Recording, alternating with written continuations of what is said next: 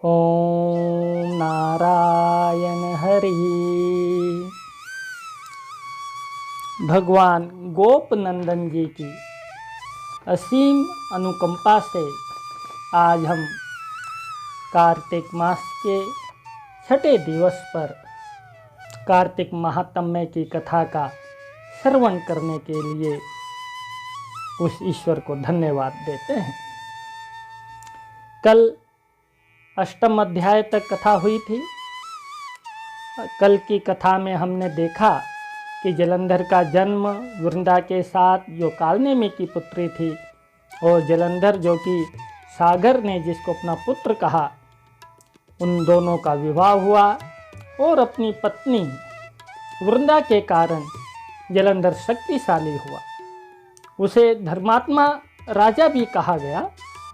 उसकी नगरी में कोई दीन दुखी रोगी नहीं थे और स्वयं विष्णु और लक्ष्मी जी, क्योंकि सागर का पुत्र होने के कारण और सागर की पुत्री लक्ष्मी होने के कारण दोनों भाई बहन हुए और वो विष्णु जी और लक्ष्मी जी उनके नगर में ही निवास करने लगे। नारद जी वहाँ पहुँचते हैं, पार्वती जी के रूप का व्याख्यान करते हैं, जिससे ये काम मोहित हो जाता है और कैलाश से पार्वती को प्राप्त करने के लिए ये राक्षसों सहित चढ़ाई कर देता है। काफ़ी भयंकर युद्ध होता है और वहाँ पे गंधर्व मोहिनी विद्या से शंकर जी को मोहित करके उनके हाथों से शस्त्र को छुड़ा करके वो जो है पार्वती के सम्मुख शंकर का रूप बना करके जाता है। लेकिन पार्वती के सौंदर्य को देख करके वो संयम नहीं रख पाता, जड़वत हो जाता है। पार्वती जी तुरंत उन्हें पहचान लेती है।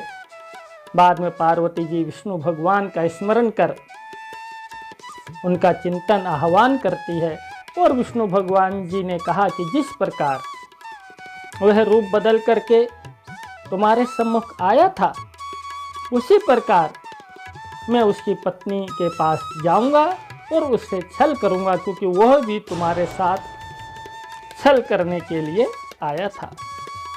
आज के 9वें अध्याय में हम विभिन्न प्रसंगों को लेते हुए जलंधर वध तक की कथा का श्रवण करेंगे। अतः आप सावधान होकर के सुने। अथ 9वां अध्याय। नारद वाच। नारद जी कथा में आगे कह रहे हैं, वृंदा ने रात्रि में स्वप्न देखा और स्वप्न में देखती है कि अपने पति को उसने देखा कि काले भेष पर आरूढ़ है, पूरे शरीर पे तेल लगाए हुए तथा नग्न अवस्था में दिगंबर वेश में है। वे काले फूलों की माला धारण किए हुए भूतादिक गणों के साथ दक्षिण दिशा की ओर भेसे पर बैठ करके जा रहा था। उसका सिर मुंडा हुआ था और अंधेरे से चारों ओर घिरा हुआ था। अपना नगर समुद्र में समा गया है, यह देखकर वह नारी सोते सोते जाग पड़ी और स्वप्न के विषय में सोचने लगी। जगने के बाद भी वह सूर्य के भीतर छिद्र तथा उसे स्थिर देखकर उसे अरिष्ट सूचक मानकर भय से व्याकुल हो रोने लगी। फिर स्वयं को दुखी अनुभव कर कुछ आराम पाने की दृष्टि से वे गौशाला, मकान की छत, उपवन तथा नगर के बीच में भी गई।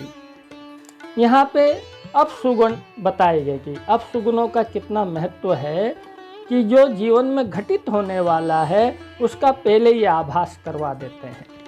दूसरी इसमें एक मनोदशा ये दिखाई गई है कि जब व्यक्ति परेशान हो जाता है तो उस परेशानी से छुटकारा पाने के लिए वो चाहता है कि मेरा मन कहीं अन्य जगह लग जाए, तो इसलिए ये भी अन्य जगह अन्य विषय के बारे में सोचने लगी कि स्वप्न के उस वातावरण से मैं दूर निकलूं तो कभी वो ये बाग में जाती है, कभी वो बाहर जाती है, कभी गौशाला जाती है, यानी कि अपने मन को इधर उधर लगाने का उसने बहुत प्रयास किया, लेकिन उसे शांति नहीं मिल सकी। वह एक उपवन से दूसरे उपवन में गई, परंतु कहीं भी सुख नहीं पा सकी। तभी वृंदा ने सिंह जैसे मुख वाले 2 राक्षसों को देखा। जब वह भयभीत होकर भागने को हुई उसी समय उसकी दृष्टि एक शांत तपस्वी पर पड़ी जो अपने शिष्य के साथ मौन धारण किए हुए बैठा था। वह भय के कारण उसके कंठ में अपनी भुजाएं डालकर लिपट गई और इस प्रकार कहने लगी, हे मुनि, मैं आपकी शरण में आई हूँ, मेरी रक्षा कीजिए, मेरी रक्षा कीजिए। मुनि ने उसे भयभीत देखकर उसके पीछे आने वाले राक्षसों को अपनी हुंकार मात्र से ही दूर भगा दिया। ऋषि के हुंकार मात्र से राक्षसों को भयभीत तथा पीछे हटा हुआ देखकर वृंदा ने मुनि को दंडोत प्रणाम करते हुए उन पर श्रद्धा रखते हुए कहा। वृंदा बोली, हे कृपा निधान, आपने मुझे घोर संकट से बचाया है और आप में इतनी शक्ति है कि मात्र हुंकार से ये राक्षस भाग गए। अब मैं आपसे अपने पति की जय पराजय के विषय में जानना चाहती हूँ। वे बहुत समय से युद्ध के रण क्षेत्र में हैं। हे प्रभु, मेरे पति जलंधर शिवजी से युद्ध करने के लिए गए हैं। युद्ध का परिणाम क्या होगा? नारद जी बोले। वृंदा की बात सुनकर मुनि ने दयापूर्वक ऊपर की ओर देखा। उसी समय दो वानर कहीं से आकर नमस्कार करते हुए उनके सामने खड़े हो गए। फिर मुनि ने कुछ देर बाद ही उनको संकेत दिया। संकेत पाकर दोनों बंदर आकाश में चले गए तथा पुनः आकर सामने खड़े हो गए। उनके हाथ में जलंधर का सिर तथा कमबंध था। उसे देखकर पति वियोग से व्याकुल वृंदा मूर्छित होकर पृथ्वी पर गिर पड़ी। तब मुनि ने अपने कमंडल का जल छिड़क कर उसे चैतन्य किया। उस समय वह अपने पति के मस्तक पर अपना मस्तक रख कर रोने लगी। रोती हुई वृंदा ने मुनि से कहा, हे प्रभु, जो व्यक्ति मुझे सुख संवाद द्वारा प्रसन्न करता था वही मेरा प्रिय आज मुझसे बात क्यों नहीं कर रहा है? जो जलंधर देवता, गंधर्व तथा विष्णु सहित तीनों लोकों पर विजयी हुआ था, तीनों लोकों में जिसका शासन था, जो अपना राज्य भी एक धर्मात्मा की तरह चलाता था, वो एक तपस्वी द्वारा किस प्रकार मारा गया है। हे कृपा निधे मुनि श्रेष्ठ, आप मेरे प्रियतम को जीवित करने में समर्थ है। मैं जानती हूँ आप बहुत बड़े मुनि हैं, अतः इसे पुनर्जीवित कर दीजिए। नारद जी बोले। वृंदा के वचनों को सुनकर मुनि ने हंसते हुए कहा। मुनि बोले, जिसे रुद्र द्वारा युद्ध में मारा गया हो, मैं उसे जीवित करने में असमर्थ हूँ, फिर भी तुम पर कृपा करके इसे जीवित किए देता हूँ।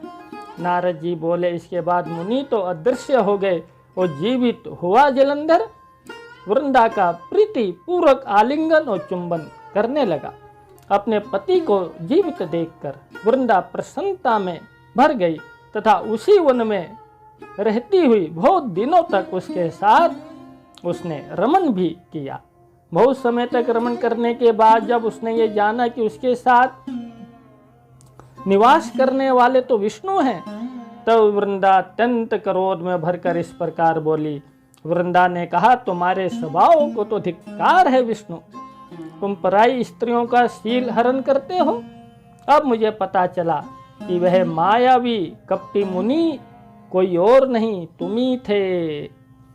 अपनी जिस माया के द्वारा तुमने अपने द्वारपालों को राक्षस के रूप में मुझे दिखाया था, वे दोनों ही राक्षस बनकर तुम्हारी स्त्री का हरण करेंगे।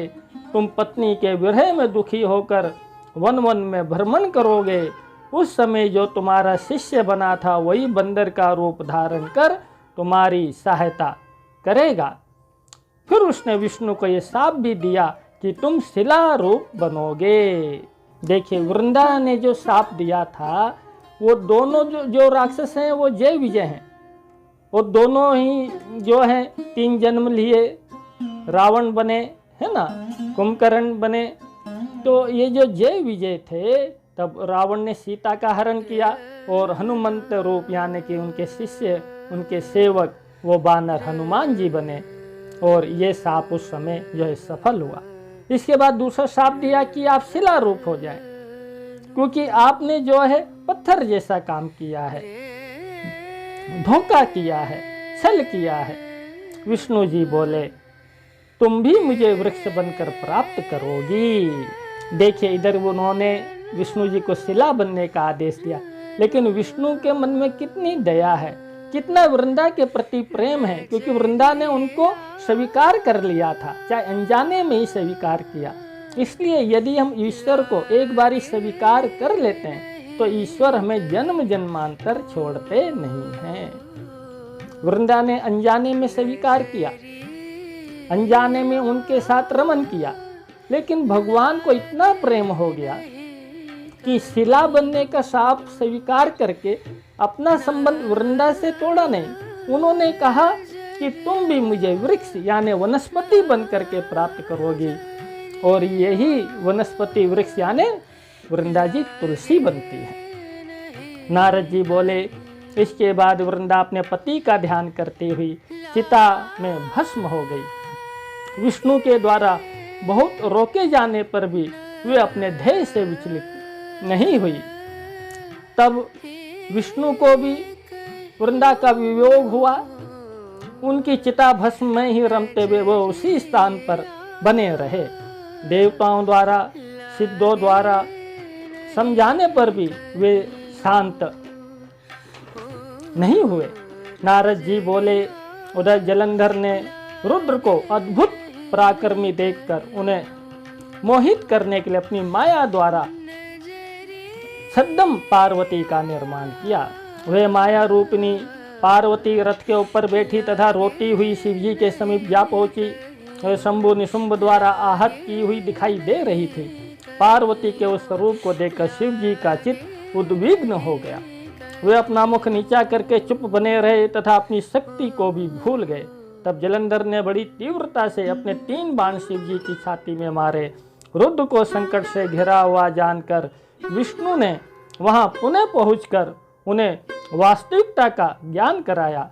सच्चाई को जानते ही शिवजी ने अत्यंत उग्र रूप धारण कर लिया। शिवजी का वह रूप देखकर सभी राक्षस एकदम घबरा गए। तब शिवजी ने शुंभ और निशुंभ को यह शाप दिया कि भविष्य में ये पार्वती ही युद्ध में तुम लोगों को मारेगी। तदुपरांत जलंधर तेजी से बाण वर्षा करने लगा। पृथ्वी पर उस बाण वर्षा के कारण सर्वत्र अंधकार छा गया। जब तक शिवजी ने उन बाणों को काटा तब तक जलंधर द्वारा परिध प्रहार से बलवान नंदी को घायल करके युद्ध क्षेत्र से भगा दिया गया। शिवजी ने उन्हें रोकने की बहुत चेष्टा की, परंतु वे युद्ध भूमि में टिक नहीं सके। जिस समय वृंदा का पातिव्रत खंडित हुआ था, उसी समय जलंधर अल्पायु तथा क्षीण विक्रम हो गया था। उस आश्चर्य को देखकर भक्त वत्सल विष्णु ने अपने सुदर्शन चक्र में अपना वैष्णव तेज स्थापित कर उसे शिवजी को दे दिया। शिवजी ने भी उसमें अपना सेव तेज स्थापित किया। ऋषियों ने अपने तप का तेज, पर्वतों ने अपनी गुरुता, पतिव्रताओं ने अपना पतिव्रत तेज तथा ब्रह्मा जी ने भी अपना ब्रह्म तेज उसमें स्थापित कर दिया। इसके बाद विष्णु जी वृंदा की चिता भूमि पर वापस लौट गए। विष्णु जी जो है वृंदा से इतना प्रेम करने लगे कि वहाँ शिव जी की सहायता करके फिर वापस उनकी याद में उसी चिता भूमि पर लौट आए। यानी कि देखिए, चिता भूमि तो शिव को प्रिय है, लेकिन आज विष्णु ही शिव रूप में चिता भूमि पर हैं। कैसा आनंद है। तब शिव जी ने रौद्र रूप धारण कर अत्यंत क्रुद्ध हो वे सुदर्शन चक्र जलंधर की ओर छोड़ा, जो बड़े वेग पूर्वक जलंधर से जा लगा। चक्र के लगते उसका सिर धड़ से अलग होकर पृथ्वी पर जा गिरा। फिर उसका धड़ भी भयानक शब्द करता हुआ रथ से हटकर पृथ्वी पर गिर पड़ा। उसके शरीर से निकला हुआ तेज शंकर में तथा वृंदा का निकला हुआ तेज पार्वती में विलीन हो गया। उस समय ब्रह्मा आदि देवता अत्यंत प्रसन्न होकर शिव जी को प्रणाम करते हुए विष्णु चरित्र की प्रशंसा करने लगे। विष्णु चरित्र की प्रशंसा इसलिए करने लगे, हम सोचेंगे कि भाई युद्ध तो कर रहे हैं शंकर जी, प्रशंसा हो रही है विष्णु जी की। शंकर जी की तो अपनी प्रशंसा है, क्योंकि जलंधर तो उन्हीं के हाथों मारा जाना था। लेकिन वृंदा का जब तक शील हरण नहीं होता तब तक जो है जलंधर की मृत्यु नहीं हो सकती थी। इसलिए जो विष्णु जी ने लीला रची और उस लीला को दिखाया स्वयं जलंधर ने, तो उस लीला के कारण जो है विष्णु चरित्र की प्रशंसा की है। इति श्री नारायण